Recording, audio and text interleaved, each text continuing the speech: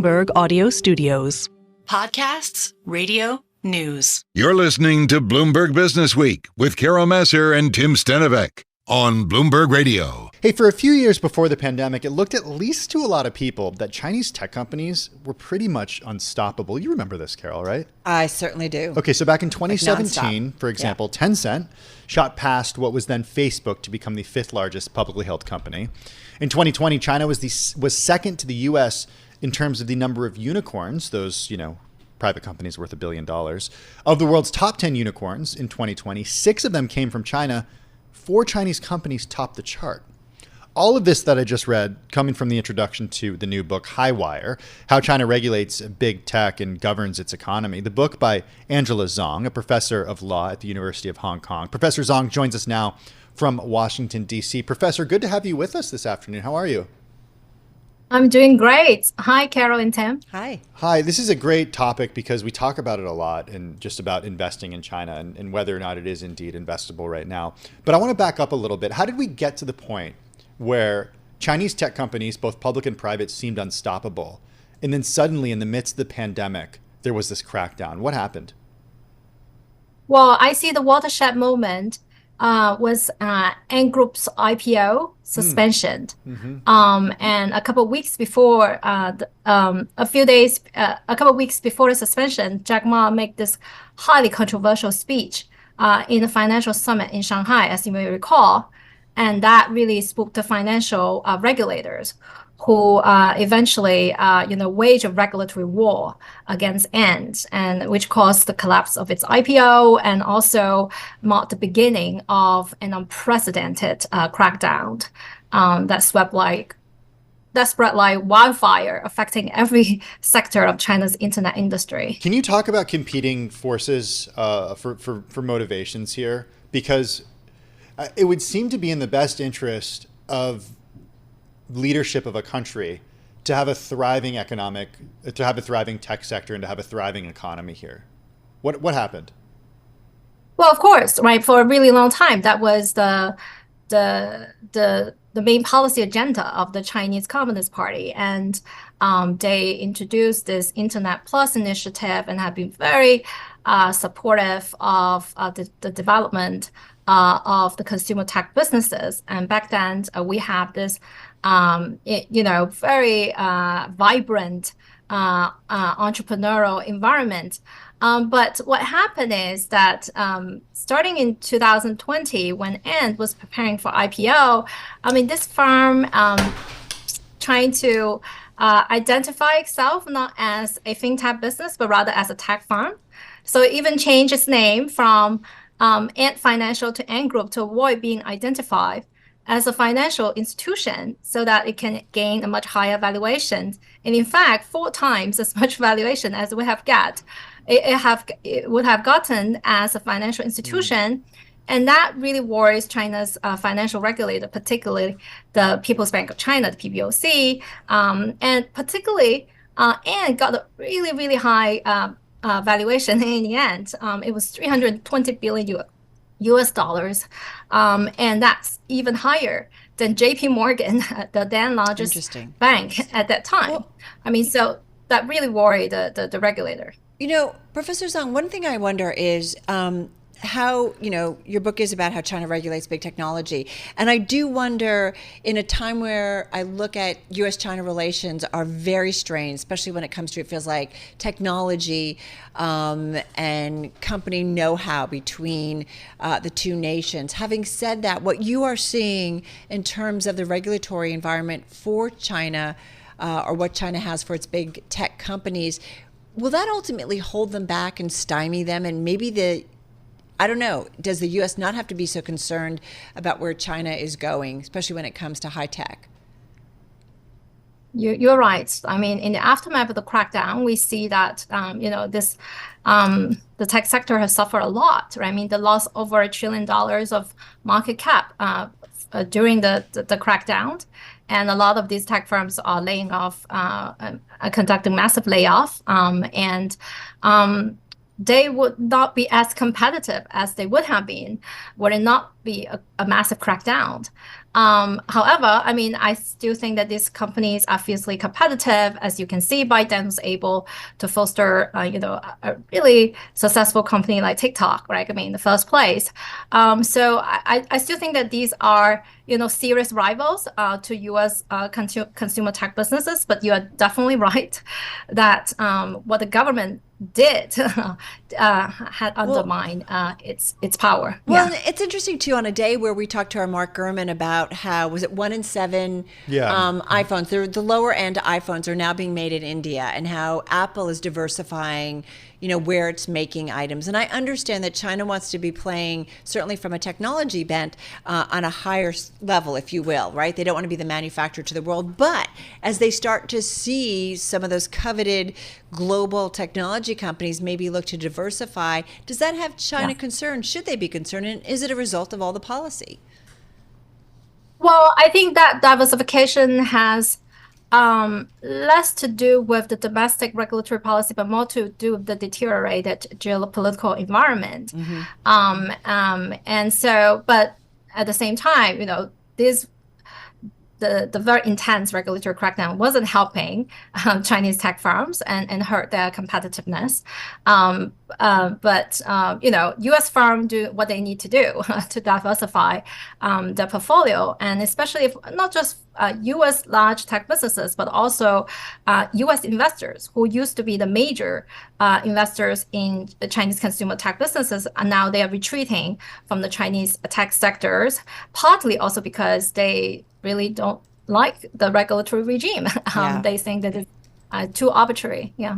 Okay, so I want to you mentioned ByteDance TikTok. I do want to get your prediction for what's going to happen here in the U.S. when it comes to the fate of TikTok. It's certainly not the focus of your book, but it's definitely something that I'm interested in your opinion on.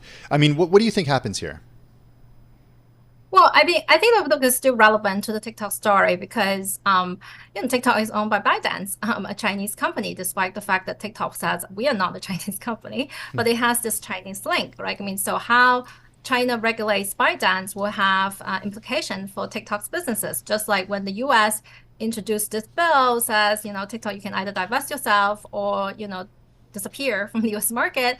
And the China says, well, we may not want you to sell, said to the ByteDance, we may not want you to sell your critical technology to U.S. buyers, right? I mean, that was back in 2020 when the Trump administration wanted TikTok to divest its itself to Oracle or sell it to other businesses, right? I mean, China introduces export restrictions that will potentially block such sales. Now, that being said, I don't think the Chinese government is hurting TikTok's position here. The fact that Chinese government has this law and will be very likely to say, we are blocking the sales, then will strengthen TikTok's argument that this is effectively a ban, right? I mean, so when this case, even if the Senate eventually approved this law, I mean, even if this become law, this could be challenged in court, and court is highly unlikely. I mean, I think court is very unlikely to rule in favor of a law that work effectively as a ban, because that violates the freedom of speech of affecting too many U.S. citizens. So actually, I think the Chinese actually helps TikTok's position if you look at it from this perspective. One thing I want to do, we just have about 45 seconds left here. Just quickly, Professor Zhang, President Xi is all about common prosperity, and that's how he justifies some of the regulatory crackdown, if you will, and oversight of big technology. Will it lead to a more prosperous or widespread prosperous economy for China, or not necessarily? And again, sorry, just about 30 seconds here. Well, the Common Prosperity Initiative was well-intentioned. However, I mean, the way it had been implemented had led to unintended consequences. I mean, the tech crackdown is one excellent example. It was supposed to empower all the platform participants, like users, buyers, merchants, to better negotiate with the platform. However, it didn't really achieve this goal. It hasn't really changed the competitive dynamics or enhanced consumer welfare. Really, really interesting. Yeah. Hey, macro thing. Check out the book. It's called High Wire: How China Regulates Big Tech and Governs Its Economy. Angela Zhang, a professor of law at the University of Hong Kong, joining us just now. Professor Zhang, thank you so much. Really appreciate it. This is Bloomberg Businessweek. Insight from the reporters and editors who bring you America's most trusted business magazine, plus global business, finance, and tech news as it happens. Bloomberg Businessweek with Carol Massar and Tim Stenovec on Bloomberg Radio. It is Bloomberg Business Week. I don't know if you saw this, Carol, but It seems like everybody's coming out with new chips these days. I agree. So Meta Platforms today It's like there's an AI race or new AI races on or something. So Meta announced this new homegrown chip. What it's going to do is to help power its AI services. The idea here is that it aims to decrease its reliance on semis from NVIDIA and other outside companies. And you know what? It comes just a day after Intel essentially did the same thing. They rolled out a new version of their AI chip, also aiming to challenge NVIDIA in one of the fastest growing parts of the semiconductor industry. All right, needless to say, AI and the chips that power AI, they are so hot right now. Is that a Zoolander reference? I think she just did a Zoolander reference. Maybe. Chips, so hot right now. All right, one of our go-tos on chips is Dan Morgan. He's Senior Portfolio Manager at Synovus Trust Company, joining us right now from Atlanta. You actually write about the top players in the red-hot AI chip market. It does feel like there's a lot going on, Dan Morgan. What are you paying attention to, whether it's Meta, whether it's Intel, or what NVIDIA is up to? Well, it's interesting, Carol, because we kind of started off this conversation with who are the top traditional chip makers who are coming out with AI, AI products to compete against NVIDIA. So we had conversations about, let's say, AMD or Broadcom or Marvel, and to a certain extent, Qualcomm on the handset. And now that everything's kind of turned around, Tim and Carol, where we have the end user buyer of the chip is actually producing their own chips. Like you mentioned, the recent announcements that came out over the last couple of days. I mean, you've got Alphabet with the Axion chip. Oh, I'm sorry. Go ahead, Tim. I just wanted to, is it that easy that Meta can just create a chip that competes with NVIDIA? Well, it's kind of interesting. Meta's chip, the MTIA is what it's abbreviated as, which is Meta Training Inference Accelerator version 1, which is kind of a long name. But to say, Tim, that chip could go head-to-head against, let's say, a Blackwell 100, which is the new NVIDIA chip that came out a couple of weeks ago. I'm sure you guys covered that. Oh, yeah. Probably not be an accurate statement. But for the purpose of Meta in regards to what they're trying to do, obviously, which is trying to post advertising when you're doing your social media searches and so forth, in the right places to increase ROI, it might work very well for them. So it is interesting, though, Tim, that we're getting all these companies that are the end users who are now producing their own proprietary chips. So is that a no? That it's not like NVIDIA's doing? I mean, the lecture wouldn't hold a candle to Blackwell. So, well, here's the deal, right? Yeah. Not all chips are the same. We know that. We've talked to you. We talked to our Ian King. I'm assuming that different companies are putting out things to make accelerator chips, to make the NVIDIA, to make the AI applications happen more efficiently, use less energy, and so on and so forth. So how are you looking at the AI chip space? Like, what's important? What does our audience kind of need to know here as all this news continues to come at them? We bring up a good point, Carol, and that is that up to this point, most of the action has been in data center, right? And Tim and Carol, we have covered NVIDIA for many, many years and talked about their, trajectory through that space. And now you have other companies who are trying to focus on the data center, right? AMD, Intel, trying to come out with chips to go against NVIDIA. And then you have the top players in that space, which would be Amazon with AWS. They just came out with a couple of new chips, the Graviton 4, the Trainium 2.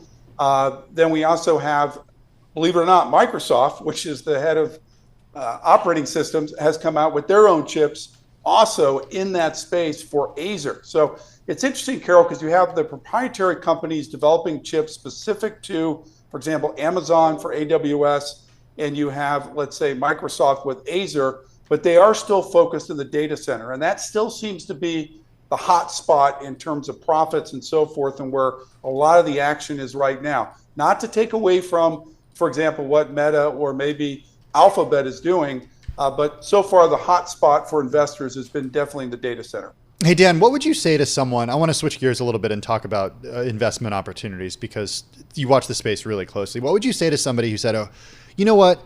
I missed out on NVIDIA's 240% run up last year. I missed out on some of the 75% increase this year. Meta Platforms 200% increase last year, or Meta Platforms, close to 50% increase so far this year. And they're thinking to themselves, wait a second. I feel like a lot of the gains to be had with AI have already been had. What would you say to that? I would say, Tim, we're still in the beginning stages. I mean, you could add Broadcom to that list of huge winners, right, in terms of investment over the last year. But I think that it's, some people have said it's overhyped. It's kind of like what happened back in the summer of 2000. And I would totally disagree, just because these companies are all very profitable. They have very solid products. I still think there's a huge amount of upward potential, in a lot of these names that we're talking about today. I mean, the projected growth rate for artificial intelligence chips is about 25% going out. So definitely one of the fastest growing groups. And I still think we're in the beginning stages, Tim and Carol. And I know that sounds a little crazy after these huge run-ups, but this is where the action is right now in tech. And I still believe it to continue to go. Can I ask you, I mean, there are chips in everything, right? How many times have we said this? If we all had a buck for every time we said that, we would all be living on our private islands. You could almost afford some NVIDIA chips or stock, right? Exactly. No, but having said that, there are chips in everything. So not all chips are alike. How much of our world currently today is an AI-related chip of some sort? How much will be? Well, it's interesting, Carol, because, we've talked before about Micron Technology being more of a commodity-based chip maker with DRAM and NAND, and then we swing the pendulum over to AI, right, as being like NVIDIA, as being like, wow, they charge $20,000 to $30,000 a chip, or even a high-level Micron high-bandwidth memory chip would probably be $1,000 to $1,500, just give you a difference in the pricing. So, I wouldn't say at this point, Carol, that everything has an AI chip in it. It's mostly, like we mentioned, the data center, but it is moving to other applications.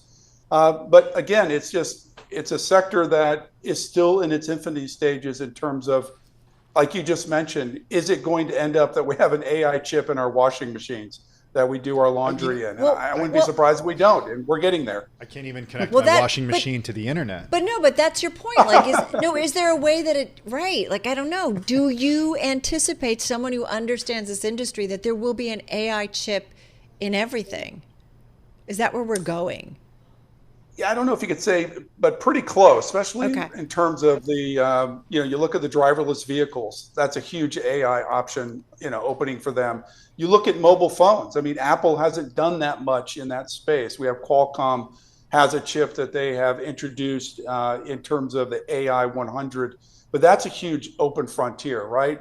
Getting away from the data center, getting away from cloud. So there are a lot of opportunities in other spaces. And maybe you're right, Carol, we'll get to the point where everything has an AI chip in it. We're not there yet, and that's what creates the growth. I wasn't actually joking about not being able to connect my washing machine to the internet. Don't you think that's crazy? I have a toothbrush that I can do, like, connect to an app. I'm like, I just need to brush my teeth. No, our washing machine is supposed to connect to the internet. It just won't work. But why do you want that? So that you can No, I was trying to I downloaded the app. It won't connect. There's the data on, like, all right, the Stenovec household, when they're doing their laundry, what kind of suds they use? I have no idea. Hey, Dan, before we let you go, I don't get it. Give me some, give our investing audience some picks for the remainder of the year in terms of stocks you like. Do you have a favorite name in this space?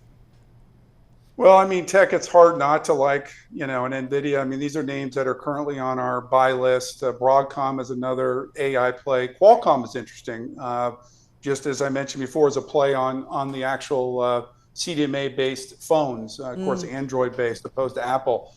So those would be some names in the space, that are currently on our buy list, that if, the client's risk tolerance and objectives are in line, that would be something that we look at in terms of AI. So those, again, are names that aren't uncommon. I'm sure a lot of people have already looked at those, but there's not that many ways to play it right now.